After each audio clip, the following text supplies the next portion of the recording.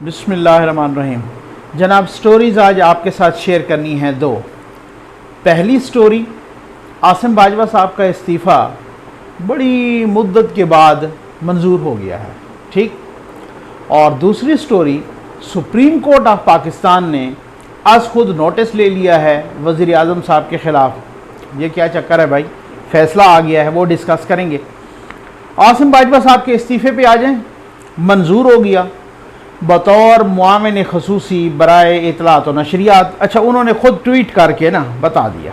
अच्छा कि जी मैंने वज़ीर आज़म साहब से जो रिक्वेस्ट की थी तो उन्होंने कि मुझे इस ओहदे से फ़ारिग किया जाए और मेरा इस्तीफ़ा मंजूर किया जाए, तो इस वजह से वो मंजूर हो गया। लेकिन सवाल ये है, एक तो बड़ी लंबी सोच विचार के बाद वज़ीर आज़म साहब ने तो कहा था कि मैं मुतमईन हो गया हूँ। तो अब जो इस्तीफ़ा मंजूर किया गया, क्या अब वो गैर मुतमईन है? सवाल तो बहुत सारे होंगे ना। मैंने कहा है ना, जहाँ सवाल ना होगा वहीं पे जवाल आएगा। तो जनाब, इस्तीफ़ा, फिर सवाल ये भी है कि इस्तीफ़ा दिया क्यों था? जाहिर है एक बैकलैश आया था, एक रद्द-ए-अमल आया था सोशल मीडिया पे ख़ास तौर पे, और बाद में मजबूरन मीडिया पे भी आया। वही कि जो अहमद नूरानी साहब की जो स्टोरी थी पापा जॉन्स वाली, ठीक है ना, वो फ्रेंचाइजेस वाली, वो जायदादों वाली, उस स्टोरी के तनाजुर में शोर उठा।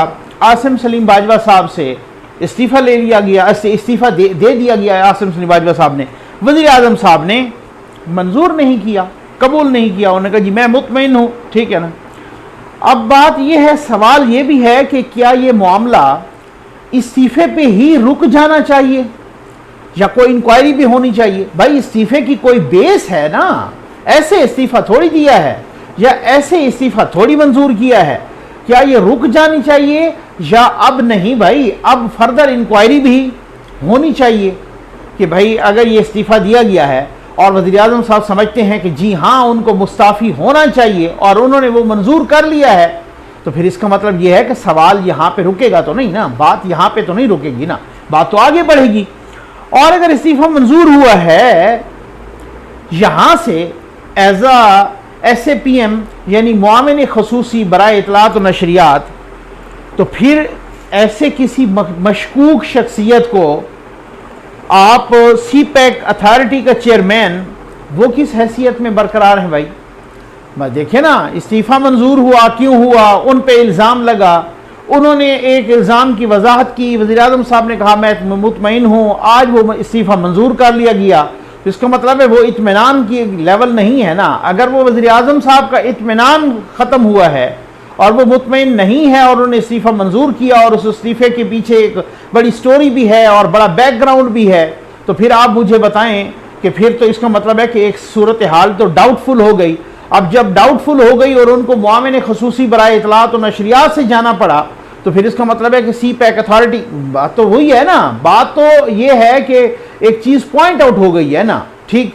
अब वहाँ पर इशारा होगा, वहाँ पर डाउट्स होंगे, तो इस वजह से ना, तो बात ये है। तो बहरहाल यानी अब भी इस इस्तीफ़े के बाद तो मुतालबा तो कायम है।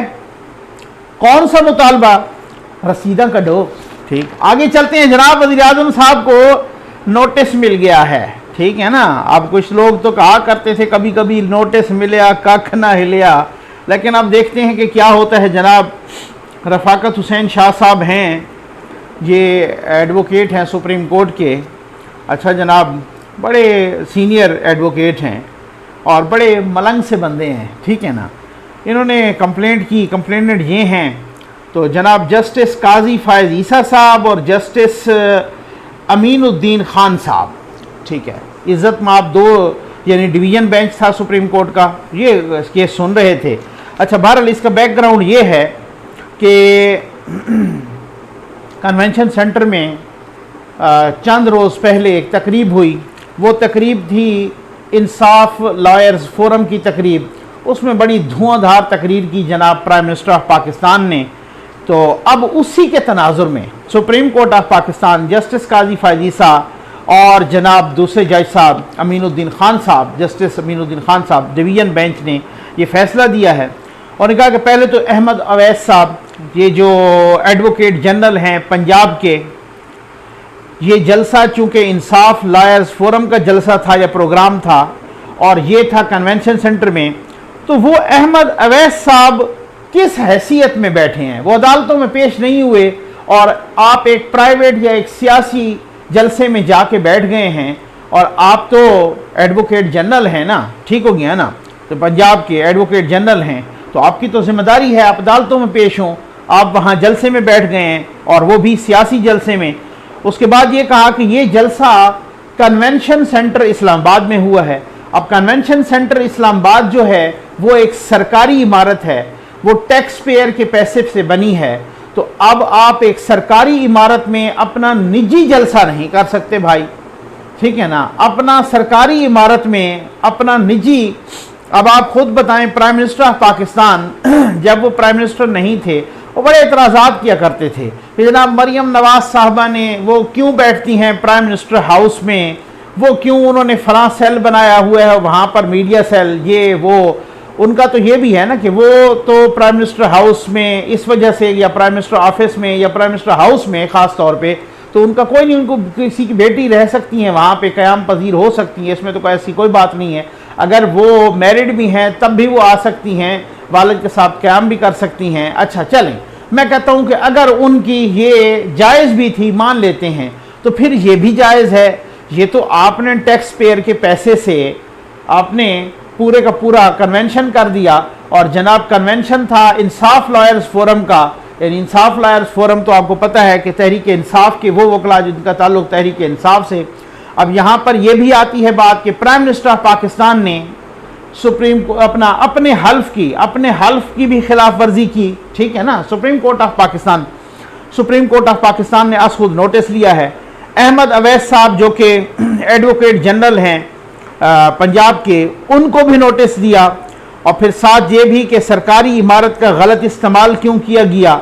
अटॉर्नी जनरल को नोटिस हुआ, क्यों जनाब? अटॉर्नी जनरल को इस वजह से नोटिस हुआ कि अटॉर्नी जनरल साहब बताएं क्या सरकारी इमारत ज़ाती या सियासी मकासद के लिए इस्तेमाल हो सकती है। कन्वेंशन सेंटर अथॉरिटी को नोटिस दिया गया, जो जाहिर है जो कन्वेंशन सेंटर का जो इंतज़ाम व इंसराम संभाल रही है अथॉरिटी, जो इंतज़ाम व इंसराम संभाल रहे हैं जो लोग या जो अथॉरिटी, जो इंस्टीट्यूशन या जो भी वहाँ पे हैं, उनको नोटिस दिया। क्यों? कि उनसे ये सवाल पूछे सुप्रीम कोर्ट ऑफ पाकिस्तान ने कि बताइए कि इजाज़त किसने दी, बताइए कि ये इस इजाज़त के लिए अप्लाई किसने किया था। ये सवालात पूछे हैं ना कन्वेंशन सेंटर की अथॉरिटी से सुप्रीम कोर्ट ऑफ पाकिस्तान ने कि इजाज़त ली किसने थी, इजाज़त दी किसने थी, क्या कोई इसका बिल भी बनाया गया, और अगर बनाया गया तो वो पे भी हुआ, तो वो जाहिर पे किसने किया। इन सारे सवालात के जनाब जवाब जमा कराओ विद सपोर्टिंग आर्गूमेंट्स, अपने डॉक्यूमेंट्स दस्तावेजात के साथ जमा करवाओ, ठीक है।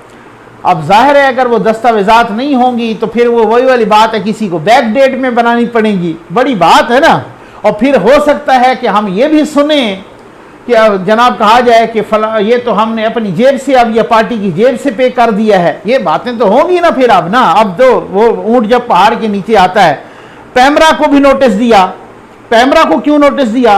कि जनाब पैमरा को सुप्रीम कोर्ट ऑफ पाकिस्तान ने इस वजह से नोटिस दिया कि copy of complete recording of the said function held in the convention centre के पूरी एक जो है ना ये जो फंक्शन हुआ है ये कन्वेंशन सेंटर में, इसकी कंप्लीट कॉपी प्रोवाइड करो भाई, ट्रांसक्रिप्ट भी प्रोवाइड करो। यानी एक तो कॉपी वो जो वीडियो की, और ट्रांसक्रिप्ट भी प्रोवाइड करो। कि क्या कहा ट्रांसक्रिप्ट वो होता है कि जैसे आप कही हुई चीज को लिखी हुई में प्रोवाइड कर दें, दैट इज कॉल्ड ट्रांसक्रिप्ट। आप ट्रांसक्रिप्ट भी प्रोवाइड करो। अच्छा ठीक है, कौन कौन से चैनल्स ने ये लाइव दिखाया, कौन कौन से चैनल्स ने कुछ थोड़ी देर के बाद ब्रॉडकास्ट किया, और कितने टाइम किया, ये भी पैमरा बताए। इस सारी चीजों को पैमरा बताएगा।